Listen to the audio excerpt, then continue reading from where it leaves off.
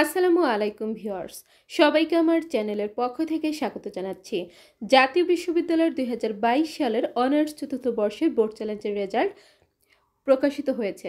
তো এখন অনেকে এই রেজাল্ট সম্পর্কে অনেক কিছু জানতে চাচ্ছেন। তো আজকের ভিডিওতে সেই বিষয়গুলো আপনারা জানতে পারবেন। তো সবগুলো তথ্য জানতে অবশ্যই ভিডিওটি সম্পূর্ণ দেখবেন। তো মূল ভিডিওতে যাওয়ার আগে একটি রিকোয়েস্ট, আপনি যদি আমার চ্যানেলের নতুন দর্শক হয়ে থাকেন তাহলে চ্যানেলটিকে সাবস্ক্রাইব করতে ভুলবেন না, পাশে থাকা বেল আইকনটি বাজাতে ভুলবেন না।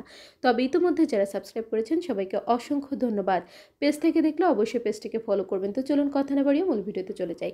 তো আমি কিন্তু প্রচুর কমেন্ট পেয়েছি আপনাদের পরীক্ষার ফলাফলটি প্রকাশ হওয়ার পরে। অনেকে কমেন্ট করেছেন যে পাশ করেছেন, তো প্রত্যেকের জন্য শুভকামনা।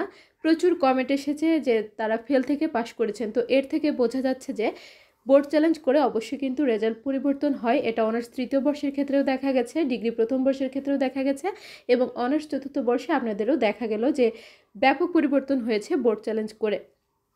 তো যারা সত্যি সত্যিই খাতায় লিখেছিলেন, ভালো কিছু লিখেছিলেন, আপনাদের অনেকের কিন্তু ভালো রেজাল্টও এসেছে, এমনটা অনেকে কমেন্ট করে বলেছেন।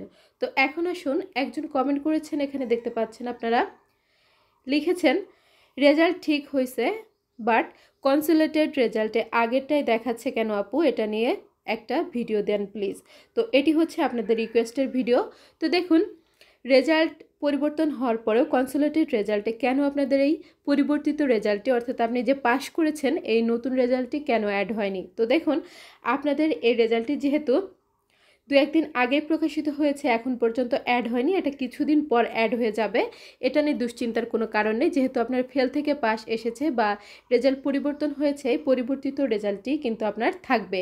এটা নিয়ে দুশ্চিন্তার কোনো কারণ নেই। আবার অনেকে কমেন্ট করে জানতে চাচ্ছেন যে আপনাদের এই সার্টিফিকেটটা কবে দিবে। তো দেখুন, অনার্স চতুর্থ বর্ষের রেজাল্ট প্রকাশ হওয়ার 2 মাস পর কিন্তু সাময়িক সনদপত্র দিচ্ছে। তো এখন আপনাদের এটা 2 মাস সময় লাগবে না, কম সময়ের মধ্যেই দিয়ে দেওয়া হবে। যেহেতু অনেকে চাকরিতে জয়েন করবেন, ভর্তির সময় এসে যাবে, সেক্ষেত্রে আপনাদের অনেকের কিন্তু এই কাগজটি লাগবে, সাময়িক সনদপত্র যেটি রয়েছে সেটি লাগবে। সেক্ষেত্রে সংক্ষিপ্ত সময়ের মধ্যে আপনাদের কিন্তু এই সাময়িক সনদপত্রটি দিয়ে দেওয়া হবে। সেক্ষেত্রে সর্বোচ্চ 1 থেকে 1.5 মাস সময় নেওয়া হতে পারে, 2 মাস বা 2.5 মাস এরকমটা হবে না, অল্প সময়ের মধ্যেই দেওয়া হবে।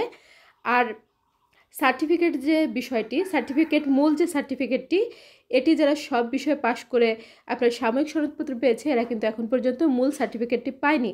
সেক্ষেত্রে আপনারা সবাই হয়তো একই সাথে মূল সার্টিফিকেটটি পাবেন, সেটি কিছুদিন দেরি হলেও একসাথে সবাই পেয়ে যাবেন। আর সাময়িক সনদপত্রটি অল্প সময়ের মধ্যে পেয়ে যাবেন। আর সিজিপিএর যে বিষয়টি অনেকে জানতে চাচ্ছেন যে সিজিপিএ এখন পর্যন্ত অ্যাড হয়নি কেন।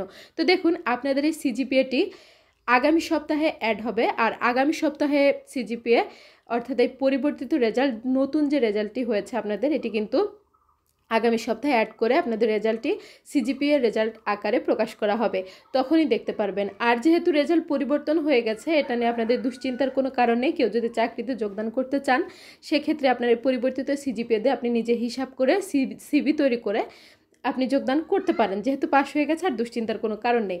আর আগামী সপ্তাহে যখন আপনাদের এই সিজিপিএ অ্যাড হয়ে সিজিপিএ রেজাল্টটি প্রকাশিত হবে, তখন অবশ্যই আমি কিন্তু একটি ভিডিও আপলোড করবো ইনশাল্লাহ। সেই আপডেট ভিডিওটি পেতে অবশ্যই চ্যানেলটিকে সাবস্ক্রাইব করে রাখবেন, ভিডিওগুলোতে বেশি বেশি করে লাইক করবেন, ভিডিওগুলো বেশি করে শেয়ার করবেন।